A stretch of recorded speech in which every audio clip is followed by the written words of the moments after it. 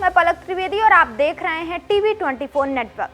जनता इंतजार कर रही थी कि 22 अप्रैल को कश्मीर में 26 से ज्यादा लोगों की जान वाले हुए आतंकवादी हमले के बाद सरकार कोई बड़ा कदम उठाएगी। जिस तरह सरकार में उच्च स्तरीय पर बैठक का दौर चल रहा था, तो लोग सोच रहे थे कि मंत्रिमंडल की बैठक के बाद उन्हें पाकिस्तान के खिलाफ उठाए जाने वाले कुछ और कड़े कदमों की जानकारी मिलेगी। लेकिन जब खबर आई कि केंद्र सरकार अब जातीय जनगणना कराएगी, तो पूरा विमर्श ही बदल गया। टीवी चैनलों में पिछले एक सप्ताह से लगातार बैठे रक्षा विशेषज्ञों, पूर्व सैनिक अधिकारियों से माफी के साथ उनकी जगह राजनीतिक विशेषज्ञों, पत्रकारों और सामाजिक कार्यकर्ताओं को बिठाकर जातीय जनगणना के मुद्दे पर अनेक पहलुओं पर चर्चा शुरू हो गई, जिसके बाद तमाम लोग एक दूसरे पर उंगलियां भी उठाना शुरू कर दिए हैं। इस बीच जातिगत जनगणना के मुद्दे पर मायावती ने बीजेपी और कांग्रेस दोनों को घेरा है।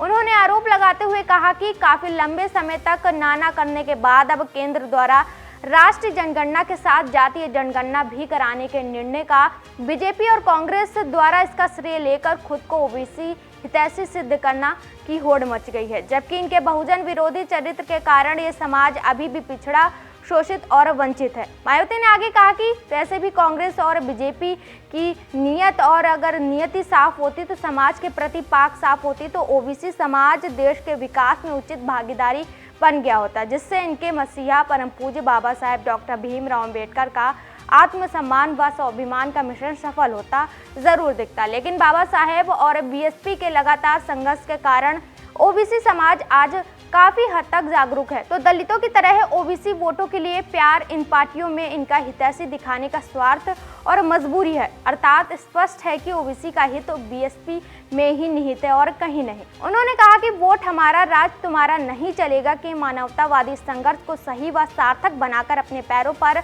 खड़े होने का समय करीब है, जिसके लिए ताही व लापरवाही घातक और बीजेपी व कांग्रेस पार्टियों पर दलित, ओबीसी समेत बहुजन हित, कल्याण व उत्थान के लिए भरोसा करना ठीक नहीं है। वहीं जातिगत जनगणना को लेकर कांग्रेस नेता राहुल गांधी पर निशाना साधते हुए मध्य प्रदेश के पूर्व मुख्यमंत्री और केंद्रीय कृषि मंत्री शिवराज सिंह चौहान ने कहा कि राहुल गांधी को ढोंग करना बंद कर देना चाहिए। जातिगत जनगणना अब देश की जरूरत है, लेकिन कांग्रेस ने जब सत्ता में रहते हुए मौका था तब कभी ईमानदारी से कदम नहीं उठाया।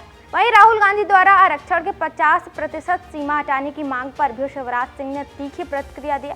उन्होंने कहा कि प्रधानमंत्री नरेंद्र मोदी के नेतृत्व में स्पष्ट निर्णय लिया गया है कि अगली जनगणना के साथ जातियों की भी गणना की जाएगी। उन्होंने कहा कि नीतियों के निर्माण और जन कल्याणकारी योजनाओं के लिए प्रामाणिक आंकड़े आवश्यक हैं। इससे समाज के सभी वर्गों के आर्थिक और सामाजिक हितों को ध्यान में रखते हुए योजना बनाई जा सकेगी। ये प्रक्रिया पूरी तरह वैज्ञानिक और पारदर्शी होगी। दरअसल जातिगत जनगणना की लंबे समय से मांग की जा रही थी।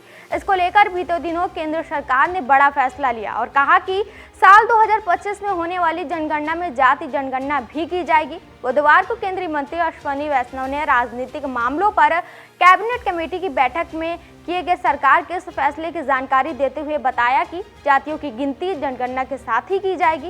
वैष्णव ने कहा कि जनगणना केंद्र का विषय है और अब तक कुछ राज्यों में किए गए जातिगत सर्वे पारदर्शी नहीं थे। फिलहाल के लिए इतना ही। ऐसी ताज़ा जानकारी और खबरों के लिए हमारे साथ जुड़े रहिए और देखते रहिए टीवी 24 नेटवर्क।